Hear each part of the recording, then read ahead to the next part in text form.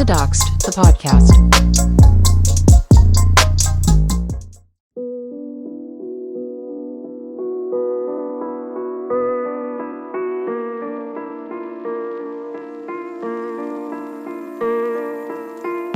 What happens when you become a vocal advocate against MLMs and pyramid schemes, amassing a loyal following as you expose the tactics of evil corporations, only to find yourself mired in the consequences of your own actions as audiences and commentators alike question whether you've become the very bully you once fought against?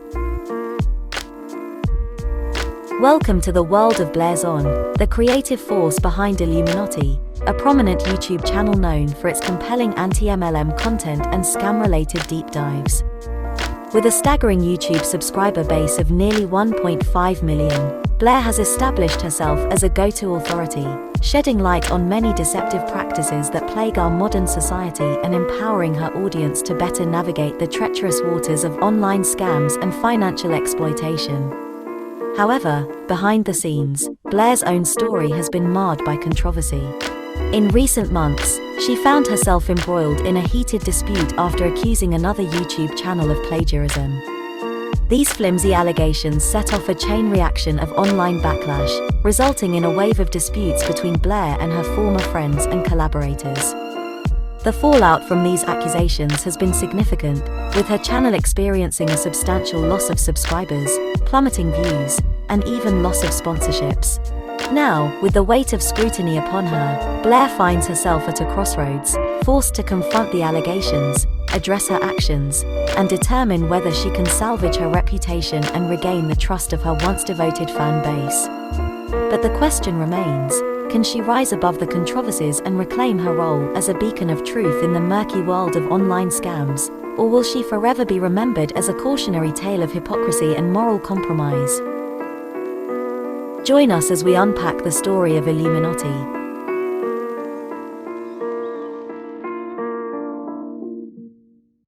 Hello. Hello. How are you today? You went to the gym today? That looked nice. I did. I feel really good.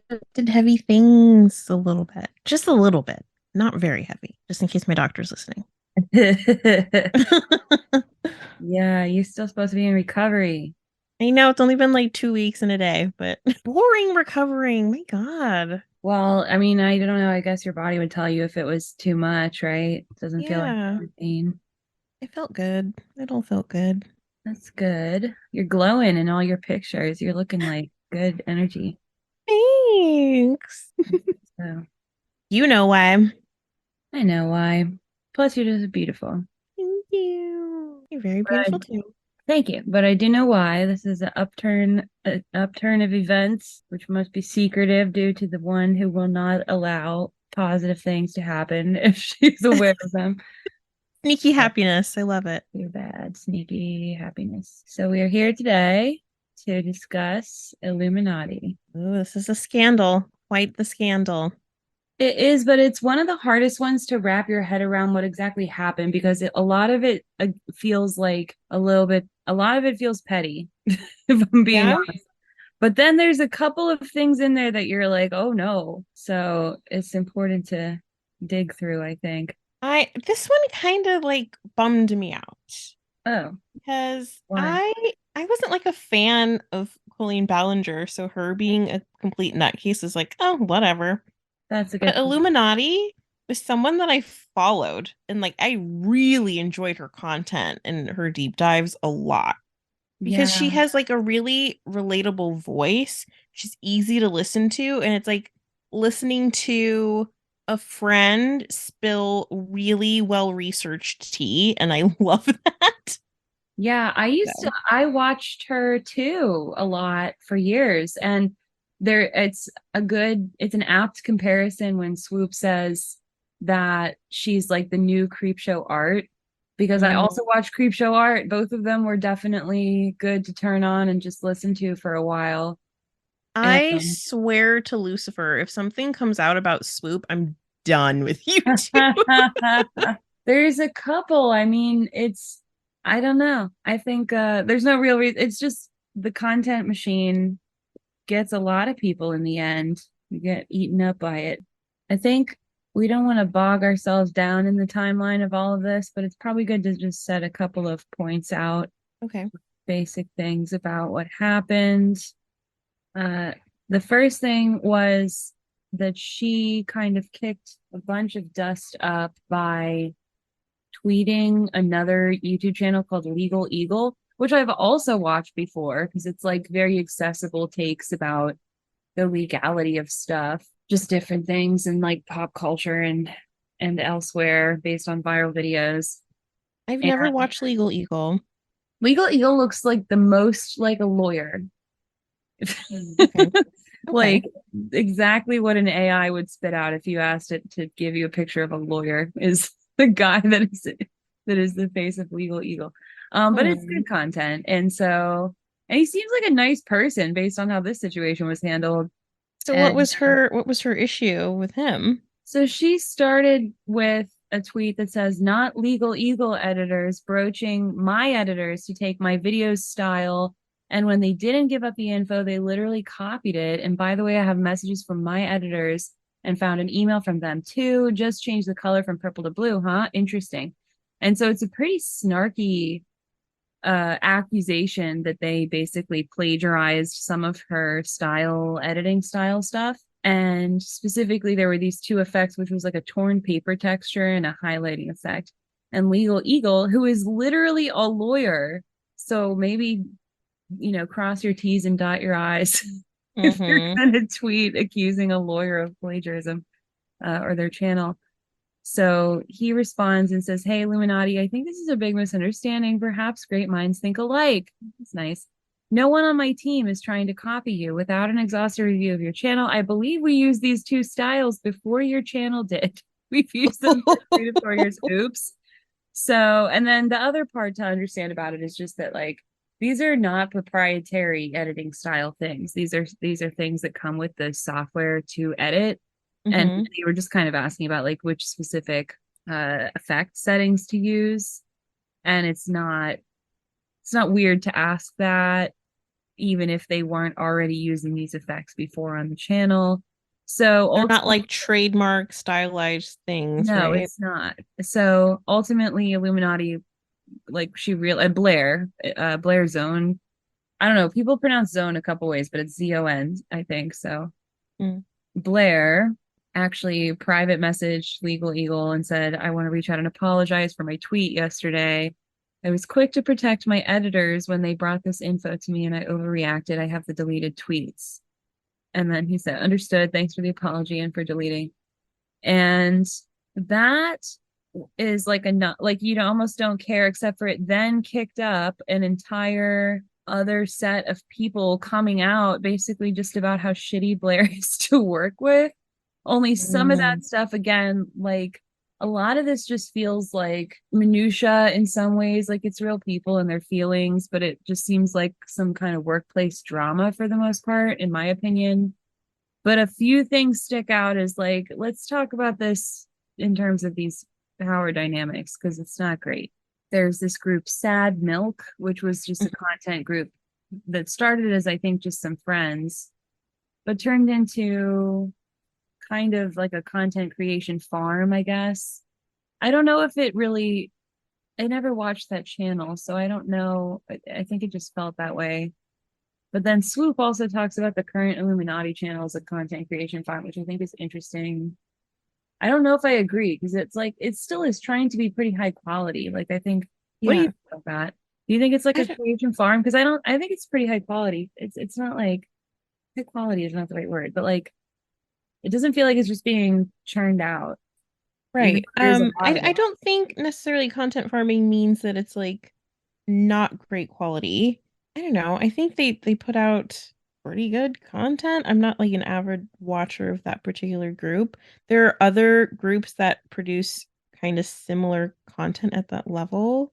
Like I want to say Spill, either T Spill or Spill. I think it's just Spill, where it's like a group of content creators that all contribute to this one channel that's kind of like AI voice and animation. It's not really like one person creating content, and it's really good and well researched and like high production quality. So I don't know. It doesn't necessarily mean that if it's a high volume of content that it's not good, especially if this is like their full-time gig and how they make money. That's what I'm saying. It seemed like a whole kind of operation, and that if they were making money, there were accusations that she was not paying people on time. I don't know. Yeah, I don't know that the channel itself is as much of a, like, it's still going too. So I kind of feel like she might just weather this and be she's I don't know, I'm getting ahead of myself, but she sent out cease and desists to people. And I think that that's going to kind of be like a Barbara Streisand thing. Like, obviously people are going to talk about this, but it's also Like within the sad milk group, she see indeed them. she see indeed at least Wonderstruck, I think. Yeah. Mm. And that's a shame, because it's like a need to control people just telling their story and their experience. And I watched the Wonderstruck video about like responding to everything, and we can link it. And it's really sad. Like, I really believe his emotions in that video. And it seems like somebody that just got exploited. And maybe in some ways, like, he was an adult, but in some ways it sounds like somebody was trying to exert a lot of control and is still trying to do that by not letting him just tell his story. And that's really sad. So, and it's just unnecessary. Like, if something happened and you did not understand the power dynamics, then In what ways was he exploited, do you think? well, basically the big thing that stuck out to me was that Blair Illuminaughtii wanted to get houses or housing for the employees, and got Wander to move to Colorado.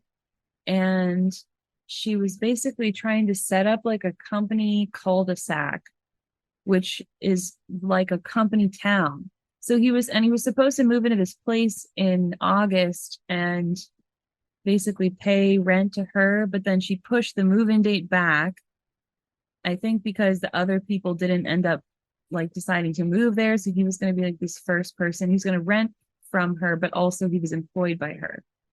And he expressed that that made him uncomfortable because it made him like lose some of his independence.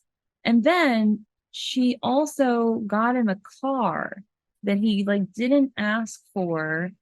So basically she was in, and she like signed on the loan somehow. So, but he didn't even see the paperwork, which is weird.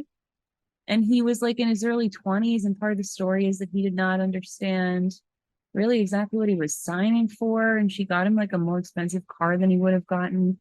And the problem with that is exactly what happened, because she ultimately fired him before what sounds like his deadline to get his work done was, with the excuse that she fired him because of the deadline being missed, which doesn't sound like is quite right. And also some comment he made that was kind of in a kind of tasteless, inappropriate in a work server of some kind. So he basically got fired. And then what happened was he lost his housing, he lost his income, and he lost his vehicle. And she like repossessed the vehicle in this weird way, where she took all his stuff was in it, and she like took it and threw all his stuff away. And it just like, Wow. yeah. So, and the company town thing, there's a whole history of company towns. They became basically popular in the 19th century and in around the Industrial Revolution, and they allowed employers to just have control over their workforce by doing their housing, their employment. In this case, it's like also a vehicle. So that's a lot of power imbalance. And so there's a couple of examples I wrote down in my notes. One is Pullman, which was a company town founded by George Pullman in 1880 near Chicago. And Pullman became eventually synonymous with worker exploitation because there was this depression. The company laid off the workers, reduced the income of the other people still working for them, but the rent stayed the same. So they basically, none of them could afford the rent, and they were just like beholden to the company completely. There was a whole strike, and eventually it just dissolved and got annexed into Chicago. And then another example is a company town called Ludlow, Colorado, which was a mining town, and the workers went on strike. The response was called the Ludlow Massacre of 1950. And the striking workers and their families basically just got violently attacked by the company hired guards and the Colorado National Guard. So there's just like a long history of like very violent union kind of power dynamic issues with company towns. And it's very easy to end up with an exploitation situation. And she was basically trying to, and I have to throw this is like the worst time to throw this fun fact into the episode, but Blair and I share a birthday. We're both January 23rd Aquarians. Oh my God. And she's born a year after me. So fun that there's a toxic Aquarius. That's it. But the thing is, I can see. It must be a Gemini rising or something awful. No. I can no more Gemini, thank you. I can see how you would come into the kind of money and this great idea of building your YouTube platform, and it's making you income, and you can want to get into real estate and not understand or not think ahead about power dynamics. I don't think that makes you an evil person. The problem is, like, again, when somebody comes out and says, wow, this really hurt me, and just instead of trying to reflect and think about how that really is a huge imbalance of power, and it's really not cool to, like, when you're controlling every aspect of a person's life, and it's kind of, I think it was kind of an intentional control in this case, but even if it's totally not intentional, instead of reflecting, you send a bunch of cease and desists, and you don't want anybody to, you just want people to see what you want them to see. It's really not, you can't control people like that. It's not healthy.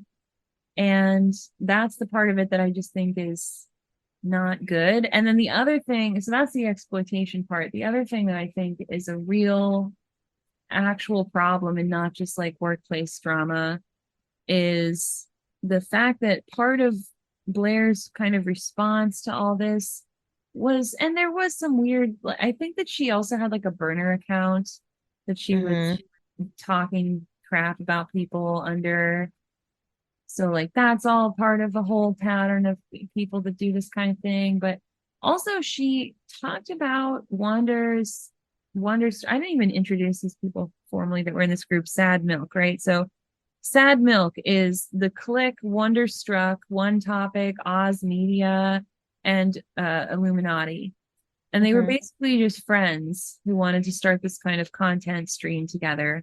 And Wonderstruck eventually started to edit a couple of the videos and didn't really understand his worth, I think, at the time. So he was like, I'll just do it for $20 or whatever. And eventually, you know, they were like going to pay him, but he ultimately just worked there for, I think it was like 60 days. And this whole weird like company cul-de-sac thing happened. He moved to Colorado. He got all cut off. He got all like triangulated and isolated. And then it just all got thrown back in his face. And that is not a good way to treat people. And then I do think there was a lot of like vague posting as part of it, but just like kind of like smear campaigning people. Like you could kind of read it into the way that it's subtle, and it's just like this whole story. I had to really listen to a couple of different, like several hour long takes, because it was just like a lot of like particularities. There's a lot of things that people came out about her temperament, which I tend to be like, maybe so, but I don't know. Like, I don't really know that it matters. It's not like the same thing as being abusive if you snap in a meeting, but it is if you're publicly trying to air out somebody's mental health as a way to punish them and blackmail them into not telling their experience of you, which sounds pretty exploitative, even though, he was an adult. She also seems really reactive, like kind of unprovoked, super reactive. My first little taste of this controversy with iilluminaughtii started with seeing the story about the Click, whom I'd never seen their content before. And that story was really disturbing and didn't really make any sense in terms of like, why did she do what she did to him? Someone that thought that they were friends, you know? I don't know if you heard the details about what happened between them, but she was in his Discord server, and he's like a big YouTuber. His Discord server is like tens of thousands of members. Like 40 something thousand. And I don't know about the click part as much as I was more in the wonder rabbit hole part of it. So maybe you can fill me in. I heard a little bit about the Discord and the accusations, which is a shame. Like once you see the timestamp, you're like, oh no. Yeah, so the clique has this huge Discord with their community within it, and iilluminaughtii was in there. And someone in the Discord had said something like super sketchy. Like, I think they were having like an inappropriate conversation with someone that might have been underage or something like that. And I read it was a 19-year-old who was bragging about being with a 12-year-old. Or not read, I watched. Heard. Something like that. Something super not okay that shouldn't be allowed to happen in a Discord. And she caught it and reported it to the mods or tagged the moderators in the Discord. And this is something that happened like after midnight. It was in the middle of the night. And one of the moderators responded to her right away and said that they were going to kick that person out and thank you for reporting them, And then in the morning, the clique responded to her directly in the Discord and said, hey, I am aware of what happened. I just want to follow up with you. Thanks for reporting that again. We took care of it. And she responded to him. And then all of a sudden, she's like tweeting about how the clique is like a chomo and it supports predators. And what? Like, this is just so off the wall. Like, the leap that it took from having a conversation with the moderator that immediately addressed her concern and like obviously wanted to keep the Discord safe. The clique himself, who also reached out to her directly after everything was already taken care of and said, hey, thank you again for reporting this. How did she take the jump from that and having the conversation with them and saying no problem, just here to help, whatever, to absolutely smearing this man's name with one of the worst things you can say about someone? And his response was that he was literally asleep, and he shows the timestamps where it's literally 2:00 in the morning his time when this happens, and it's resolved before he would have gotten up in the morning. So that's why he's way in the moment. Yeah. So you so weird. It is like a real twist. Like it is a twist, some of it, and there's a couple of different stories, different times where you can trace that she did that to people. Even, people, especially these former members of Sad Milk, all of them, she kind of tried to really put herself out on top on the narrative there, and is trying to, I think, intimidate them all into not talking about their side of the story. And that just screams, like, what are you trying to hide? Like, because it doesn't seem like, if it's really slander, then deal with it in a court or whatever. And it's not like I really believed the emotion in Wander's video. I mean, I don't know if it's just my opinion, but it's not somebody that's trying to like harass and obsess and ruin. They're not trying to like spend all of their time and all of their they're just telling their experience. So you really can't just make everybody else's experience go away. Right. I think it's a major red flag when you get into conflict with someone and one party wants to silence the other or all of the others so that there's no counter narrative. There's nothing. It's just them and their story, and it's just weird. Like, if you are not wrong, like if you're the one in the right, if you believe that you're the one in the right, why wouldn't you want the other parties involved to tell their true stories? Like, you can't control someone in terms of like I'm going to make sure you don't lie. Like, you can't do that. It just seems weird to have this drive to silence everyone that has had a negative experience with you, which creates an even more negative experience. And it creates a lot of work and energy and effort for you to have to keep everyone tamped down when you're one person. It's very weird. Yeah. Because again, I don't think any of this stuff, especially in this case, is like really beyond forgivable if you just kind of, even though it sucked, because I mean, part of that car repossession thing was that he was out of state. She like came, and they had an agreement that he was going to come back to Colorado with it. And she went and found the car out of state and repossessed it at like 3 a.m. while he was sleeping with all his, and the stuff was expensive. So, I mean, that's terrible too. I mean, and it was petty. She tossed it apparently. That's petty. But anyway, all of that I think is kind of forgivable if you just own up. Mm-hmm. But the problem is when you can't admit that you did something wrong, or you're not admitting what you did wrong. When you're just like, oh, I'm sorry for this little thing. I'm sorry that I kind of got angry, but of course I was upset. And no, you should be apologizing for the fact that you pettily tossed someone's belongings based on what just seems like a manipulation. Could have been a misunderstanding or whatever, but so when you can't offer up that, like, I'm actually gonna own up to what I did here.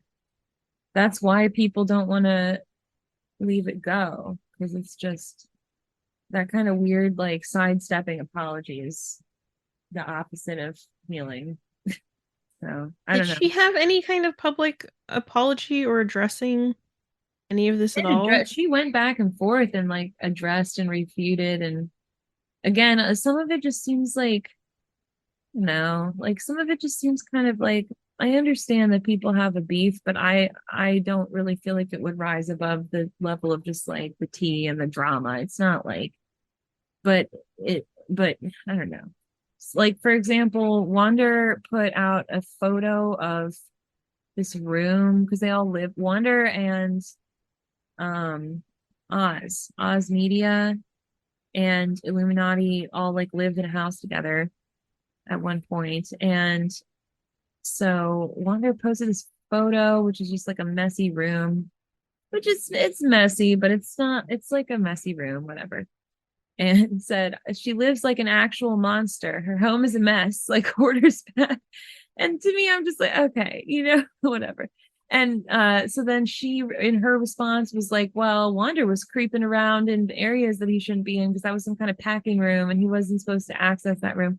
But then it turned out that actually Oz Media was the one who took the photo and sent it to Wander. So it's just kind of like, there's like back and forth about what exactly happened there and all this stuff. And she also says that she's like sad about how the relationship to Oz Media ended, but he also goes in the Wonderstruck video and talks about how he has seen her fake cry before. So there's all kind of like, we don't know how seriously to take the words, and nobody in her friend group seems to think very highly at all of her at this point. So, but again, it's just kind of like, that part seems to me just like some friends disagreed, some people were shitty to each other. She seems petty, but none of it seems like illegal, except for if you have an employee, don't take, and it seems like she made active moves to take more control of his life than he intended for her to have and that he wanted, but he felt like kind of pressured into it to have the job. So that's not great. And then don't rip that from somebody altogether when they have no place to go, and don't be unsafe with people's housing, etc., like that.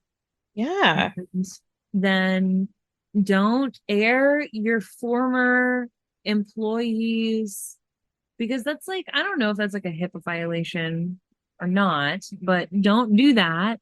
There's some kind of professional relationship there. Like if you had a client, you don't then go in public and just air out their mental health issues. That's, even if you didn't sign some kind of contract, it's uncouth.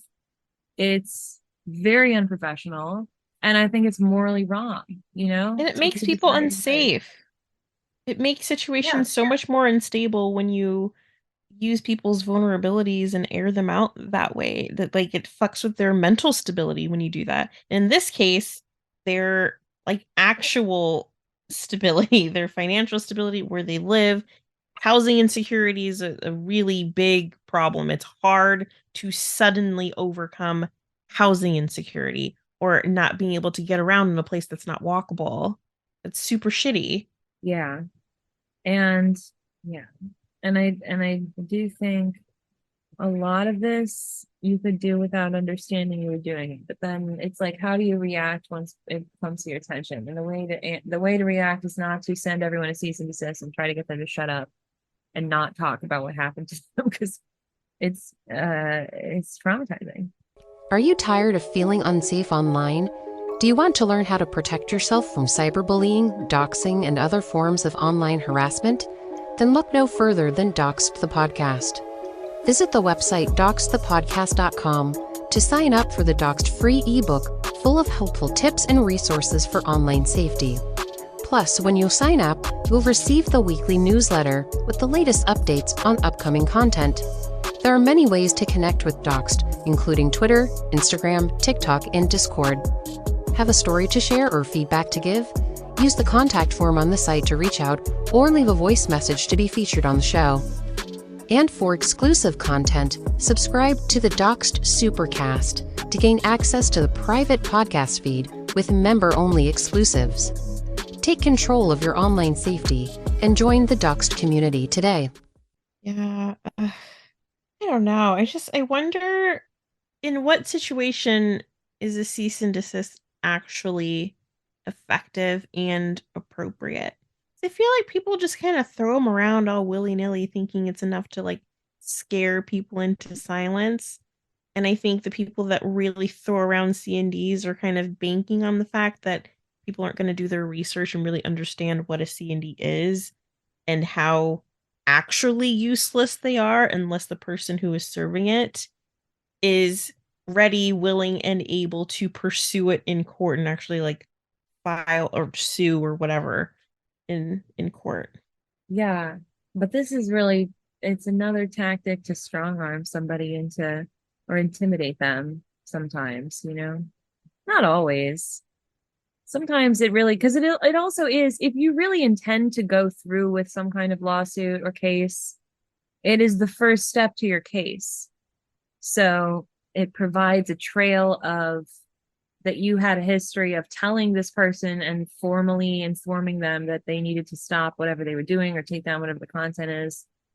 And that helps your case if you're going to go through with it. It means nothing if you're not going to go through with the case. But anyway, I don't think it's always like just for intimidation, but especially if somebody knows they're not going to do a case, it's basically what it's trying to do. It's just say, you know, hey, I hope that you don't understand what this means enough and get afraid. Mm-hmm. I'm Googling her net worth right now. I want to see what kind of funds she's working with to be suing everybody. It's not that great. Her net worth is not that great. Her net worth is like right around $500,000. Like, okay, to one person, there's your whole net worth gone. Yeah, she's not the wealthiest Blair on YouTube. Let me just put it that way. That is a good point. But I think her best way to just weather this entire thing, to be totally honest, is just to keep making content. And it looks like she is. She's really churning out content on the channel. Mm-hmm. I've stopped watching it. I know she's lost subscribers and viewers and views. But also she has a big channel. And I just honestly think none of this is like, I'm not sure exactly the legality of the car situation still, because it seems like she repossessed it and wrongly, and there's some claim that the contract that they signed was not even legally valid. And I have no idea what that looks like. So somebody's lawyer needs to figure that out. But really, there's no she's not going to jail for a crime of any kind. And so, yeah, I think she's just going to keep going.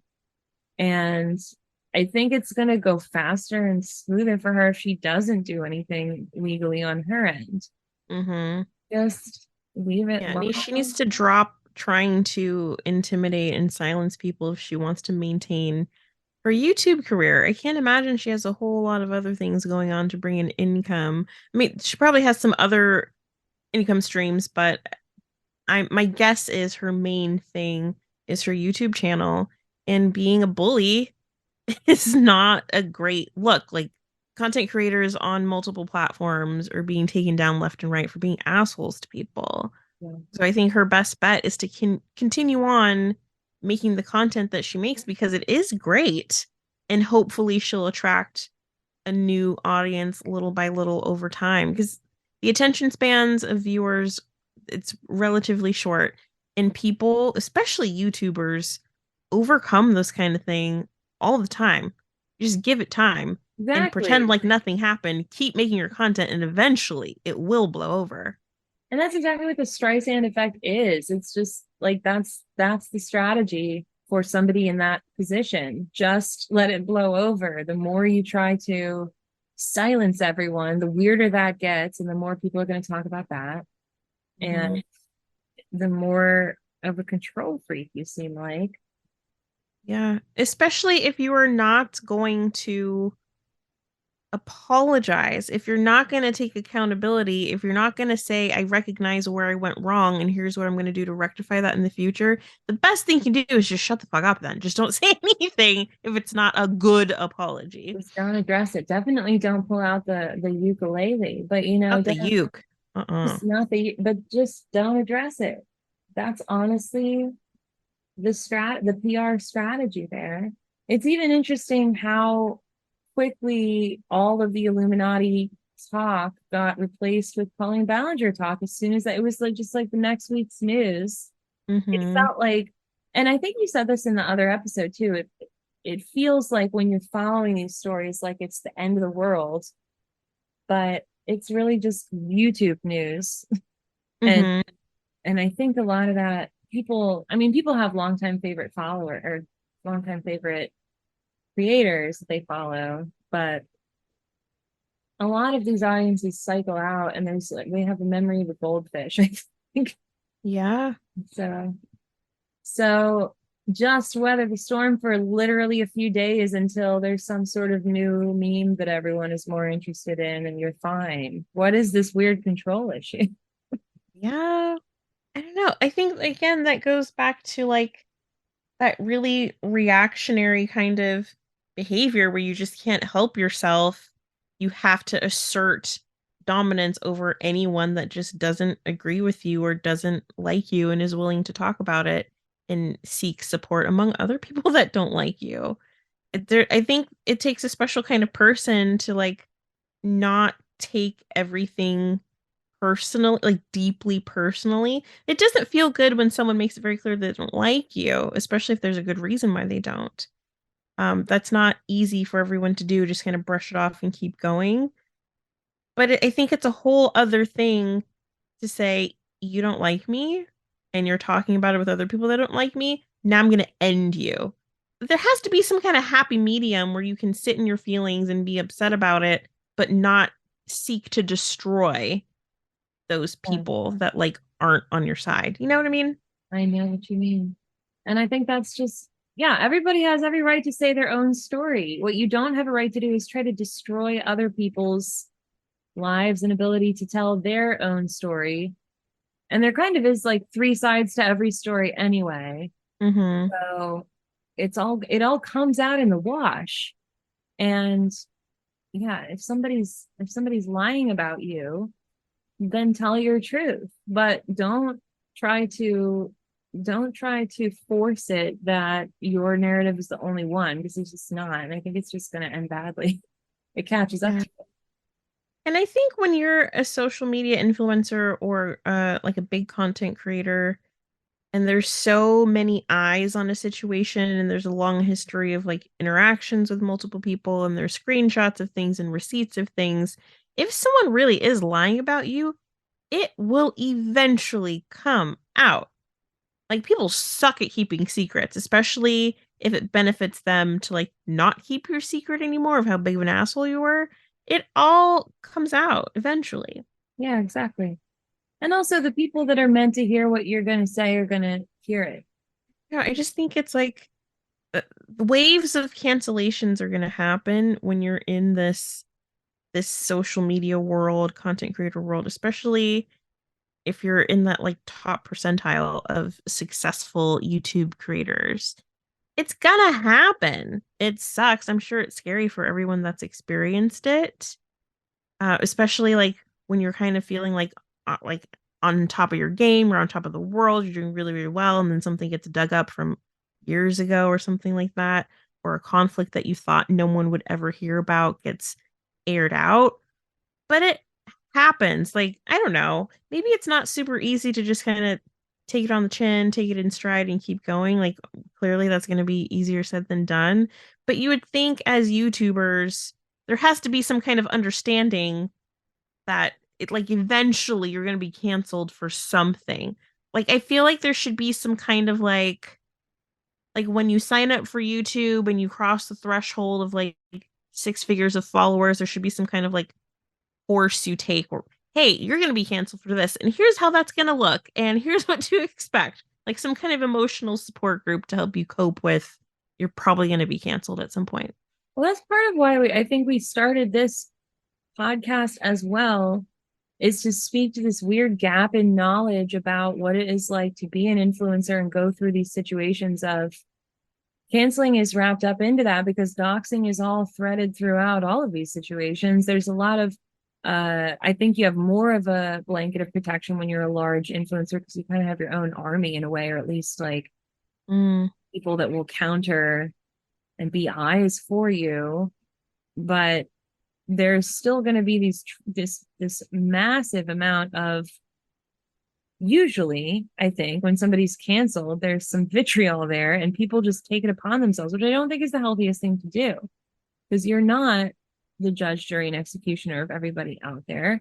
And there's like a level of justice, and then there's a level of maliciousness that people engage in. And again, people don't understand that they are one of so many people all doing this, and the combined force is more than really I think any one person can handle, except maybe if you dissociate or have other kind of privileges that give you layers of protection from that. But a lot of people get crushed. Like it's really not, it's not a very human thing to endure that amount of people trying to attack you in whatever ways they are, which can involve trying to dig up all your personal information and whatever and send you death threats. Like that's not good. Even for these larger influencers. And I don't think that anybody really talks about it, because it's such a new phenomenon anyway for so many people to be influencers. Like there's celebrities, but it's all this whole commercial endeavor. Everybody, you kind of sell your, like people talk about you sell your soul to become a Hollywood celebrity, for example. And it is like you choose to kind of live this life where you're an object. And I think in a miniature way, that's happening all across TikTok, especially YouTube also. And you kind of make this exchange where you're like, yes, I agree to be somewhat of an object for people.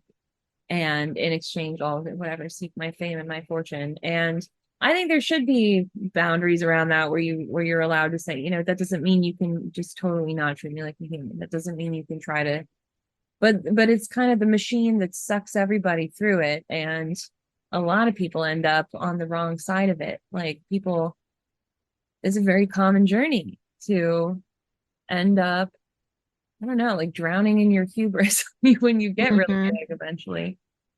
But part of that is just, it is like you're choosing to say, okay, I'll be this character in this TV show for everybody, and that's the expected journey of the character, kind of. So it's not super, I mean, I think a lot of people go through it and there is no course for it, and it would be cool to talk more about it here, because people are human beings, but and it's just more and more of a problem. Yeah. And I think in addition to not really understanding all of that, people also don't fully understand the dynamic of a parasocial relationship.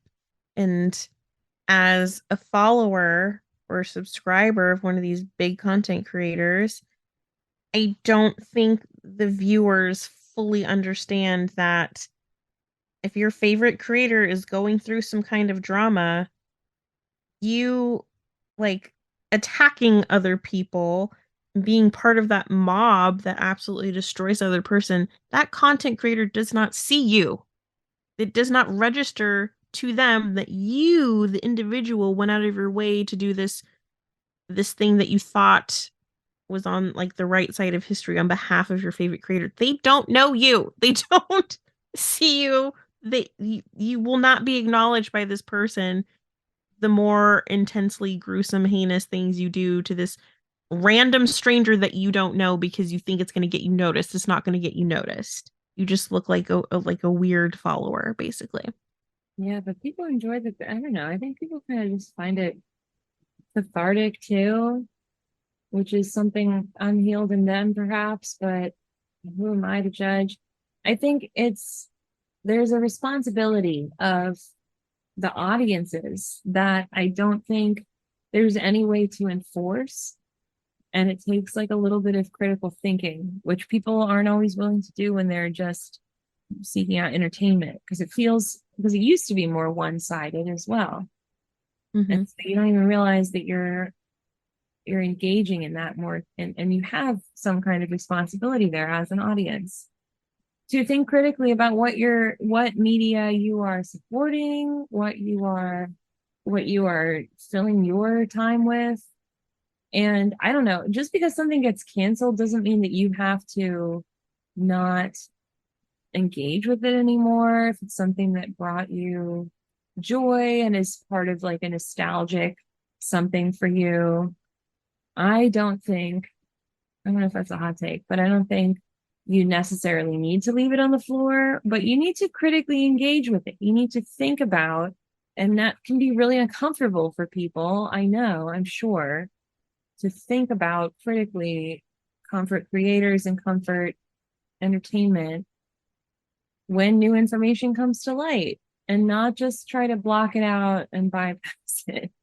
Because it's probably playing in, because everything is in a context, and it's probably playing into what's actually going on with that entertainment. I'm thinking about Harry Potter because it's something that even I have a lot of I have trans friends who cannot even stand for that topic to be brought up because it's very triggering, because J.K. Rowling has become like a huge enemy to trans people, which just seems fully unnecessary and very frustrating, because that was a huge part of my childhood. It was so, the ages of those characters were very close to my age growing up.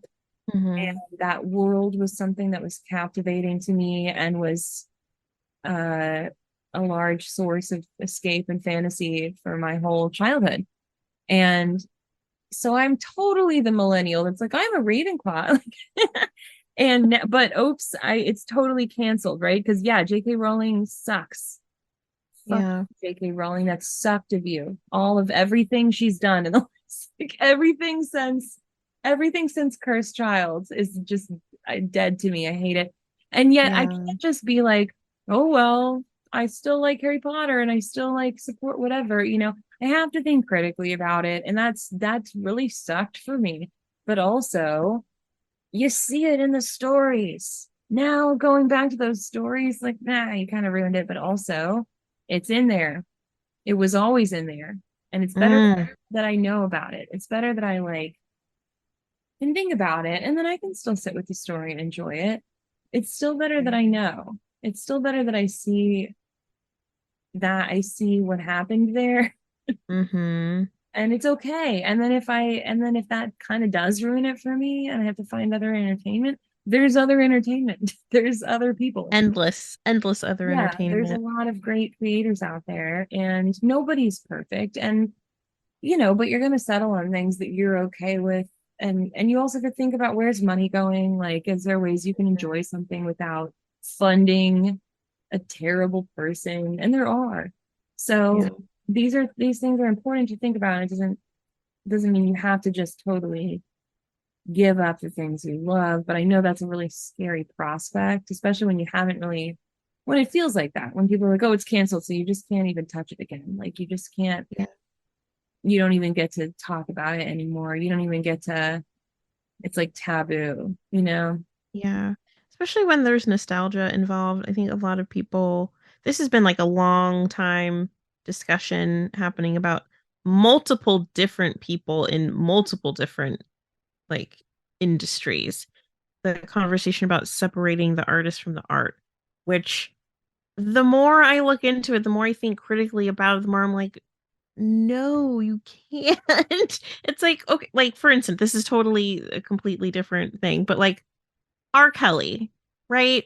R. Kelly has been around for eons, like one of the most famous musical artists out there. Like some of their top hits, there's just household hits. Everyone knows every lyric to so many R. Kelly songs. It's like part of the culture, R. Kelly.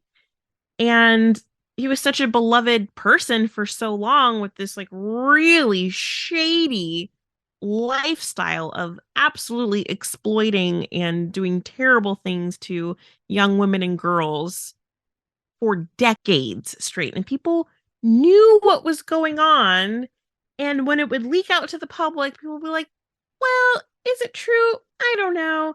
And the more public it became, the more people were like, well, but his music. But we have to separate the artist from the art. But his music is part of the culture. But it's like, wait a minute. If you actually listen to the music, like he's detailing what he's been doing in the lyrics. Like you can't unknow it. And you can't separate the artist from the art in that case. Same thing with the one that shall not be named from season 1.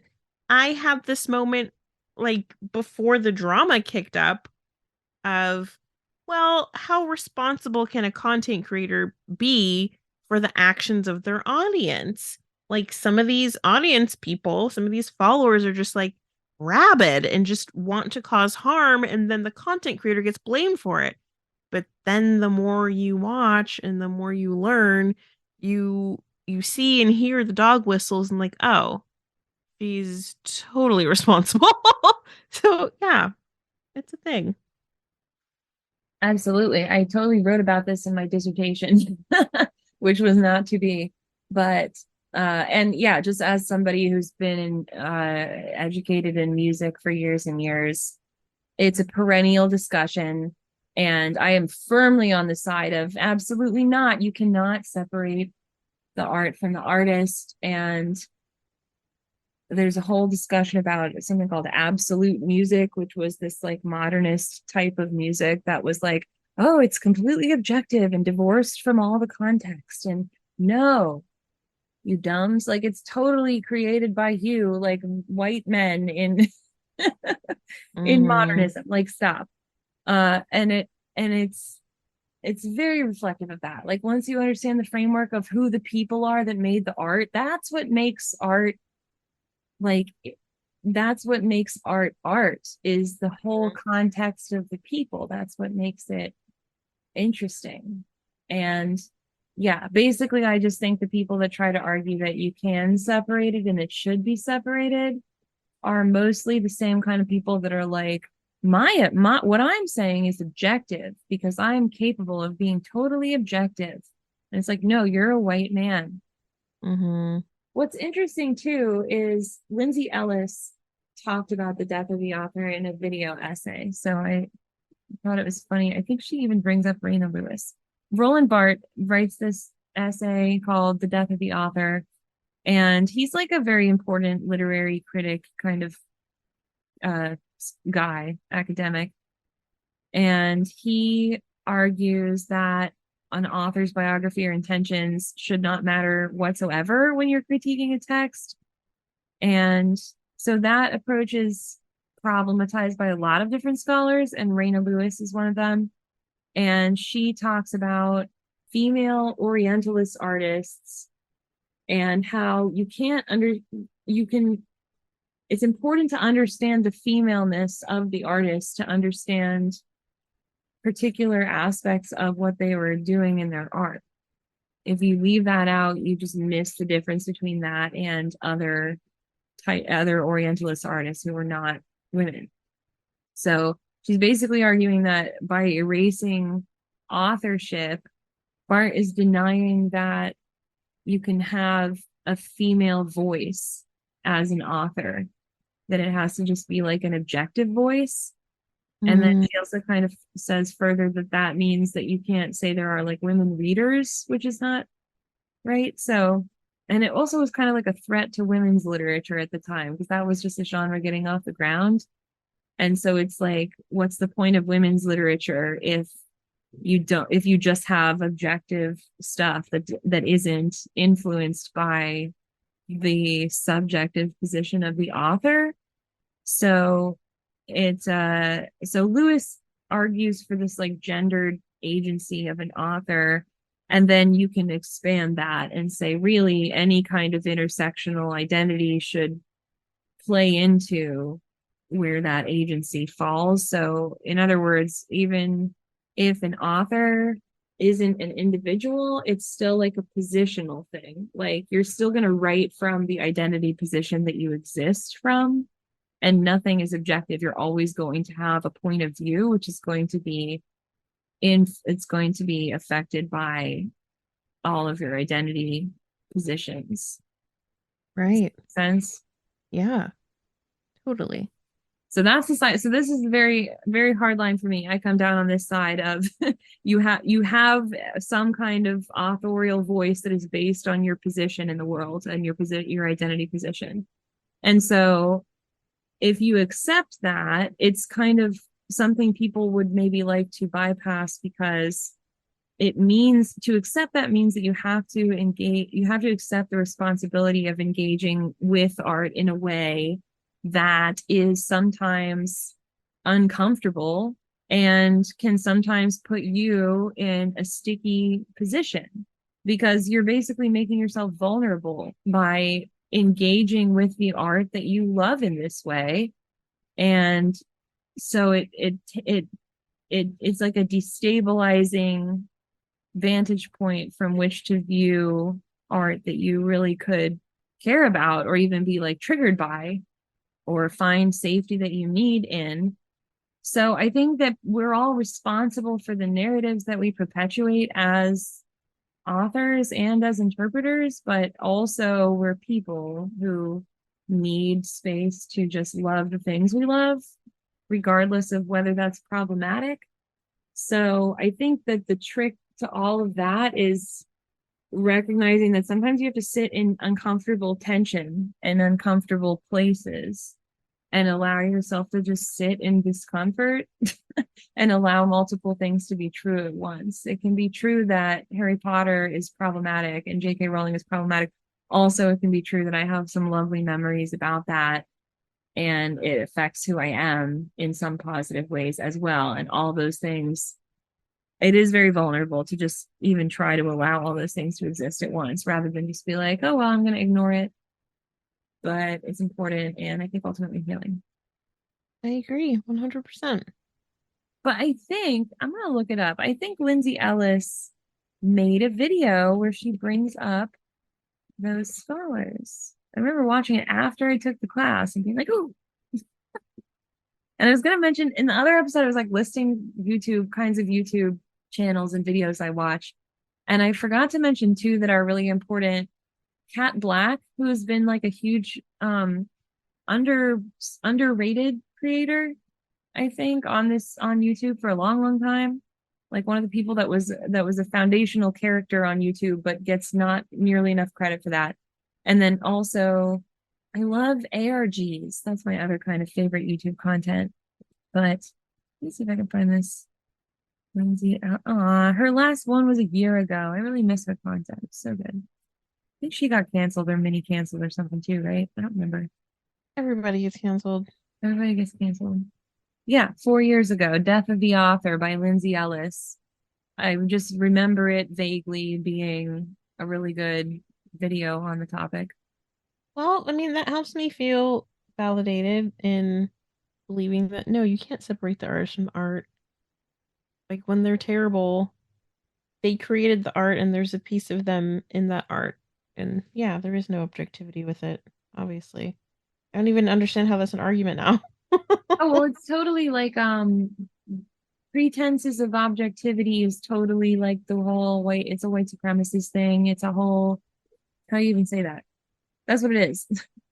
The whole idea that things can be scientific and objective and a human being can have an objective stance that doesn't have bias is a myth of white supremacy. So that's what it is. And the fact I also think the argument of, well, that's just how the times were back then. Like this ridiculous, gross, awful, racist, insert whatever behavior. That was just a sign of the times. You have to allow for the fact that it was just a different time. And like, I don't know, I feel like your moral compass should be pretty true north no matter what era we're in. Like, you know what I mean? Like it shouldn't, if your morality is based on the times at the time, and then as time goes on, your past gets excused strictly because of the time, that's also super problematic to me. that was a joke. Oh no, can't remember the movie. Oh, it's that one about the end of the world, and it has Jennifer Lawrence in it. Don't Look Up, that movie? Don't Look Up. It's Don't Look Up. It's Don't Look Up. There was that one character who was like the astronaut they were going to send into space, and he just keeps saying these like horrible things, and then everyone's like, oh, he's from another time. He's just from a different time. Jeez. It's kind of a funny joke. But yeah, I don't know. I think that's an interesting question. Like, should morality be, I don't think morality is totally objective, but I also think one of the big things that's saying, oh, that was from a different time is masking, is that I do think you have some kind of moral or ethical sense of not taking advantage of power dynamics. And I think a lot of the stuff that gets exposed because it was from a different time is about power dynamics that formerly were not articulated and now are more articulated. So people put language to why there was something wrong with the way that you were taking advantage of somebody. But you should have always had a sense that you were taking advantage of somebody, whether or not there was language for it. And there's other kinds of mistakes that you can make, and intent and impact can be different, and you can not recognize that. But again, there's a difference between like making a mistake and feeling a need to control an entire narrative as opposed to just learning. And yeah, I think that when you're conscious of it, you should have some kind of moral sense of it's wrong to take advantage of people. Like it's like I like thinking back to the Colleen Ballinger audience members who were adults. You should have had some sense something was wrong. Or thinking back to slavery in this country, you should have had some sense that something was wrong. I mean, there's this whole early 2000s blackface YouTuber era. Oh, yeah. Where all these things are resurfacing, little by little over time about different creators. And so many of the responses to them, well, I mean, it was a different time back then. Back then, as in like 10, 15 years ago, 20 years ago. It's not like it was centuries ago. Like, it's times we can remember, but the main defense is like, well, it was a different time. It was okay back then. But the truth is that was never okay. Blackface has never been okay, but there's this whole like modern resurgence of blackface that so many YouTubers participated in. It's just a matter of time as they're all like resurfaced and brought back to light. But that's the main defense. It was a different time back in 2003. Oh, okay. It's not a counterpoint. I completely agree with you. But what do I say? Digital blackface is something that comes to mind because that's something that, and I think that part of the problem, part of why I think that was so prevalent at that time was just because of ignorance about history, lack of education, and lack of teaching about minstrelsy. But also still you should have some sense of like it's wrong to cosplay somebody of a different race or gender. And I mean, it's just kind of wrong to punch down. Should have had some sense. But you know what digital blackface is, right? I have literally never heard of that. Oh, so it's the idea that in memes, we will often find there will be like for example, there will be a meme of a Black woman making a face that is like relatable and a great reaction kind of a face. And then a bunch of white people will use that meme and that reaction face and effectively be like, it's kind of like it's a form of, it's not kind of, it's a form of blackface, but it takes place because you're sort of using that meme to represent you.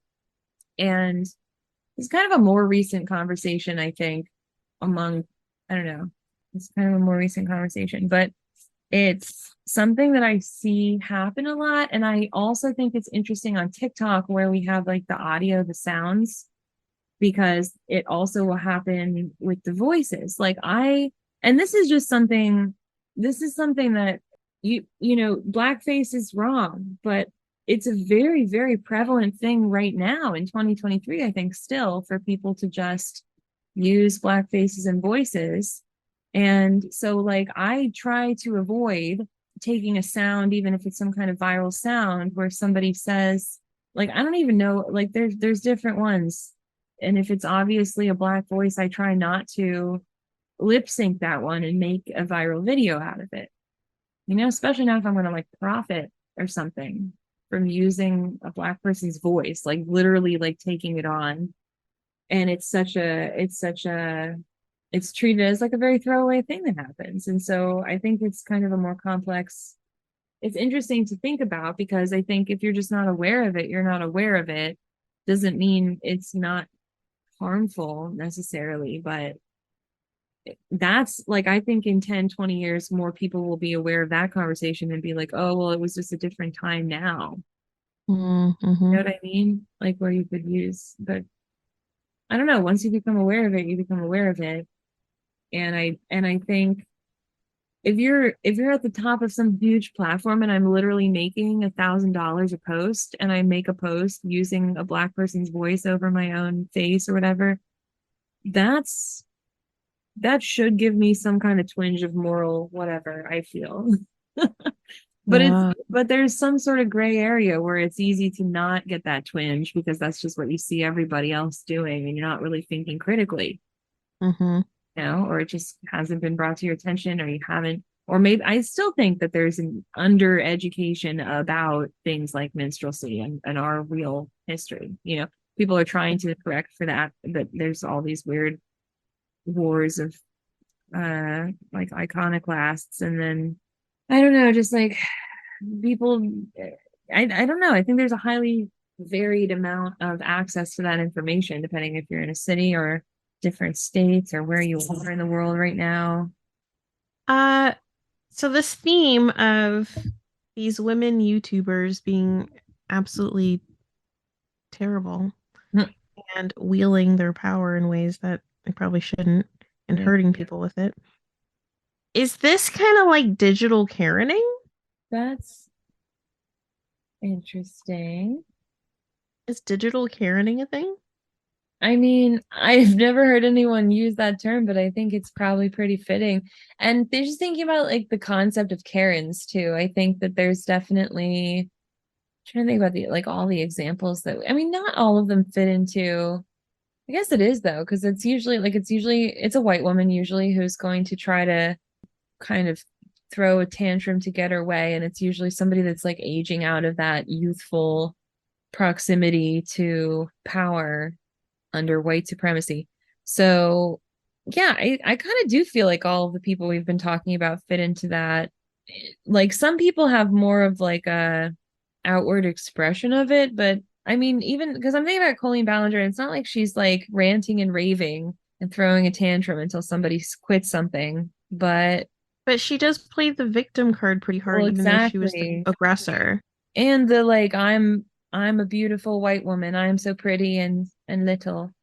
Even though she is at that age where she's aging out of the beauty standard in a way where she can't really rely on that anymore. Like, oh, I'm just a cutesy little white girl. She can't really do that anymore. Yeah. which is the whole Karen thing.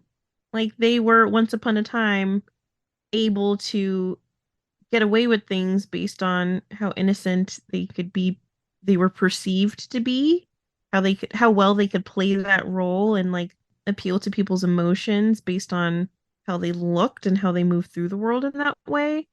And like the whole Karen thing is, well, now not only are you a grown up, the expectation is that you're able to kind of handle your business. You should be able to handle the mess that you stepped in on your own because you're a big girl now. You're 30 something, pushing 40 something, and you're at the age where the expectation is that you're not going to be rescued because you batted your eyelashes, kind of thing. Yeah. I get that vibe from Colleen for sure. Yeah, I think Illuminaughtii too. And I think Creepshow art too, in a way. Although Creepshow art's a whole other level of like stalker wildness. Yeah. We got to do that episode coming up. Thank you for listening. Find additional content at doxxedthepodcast.com.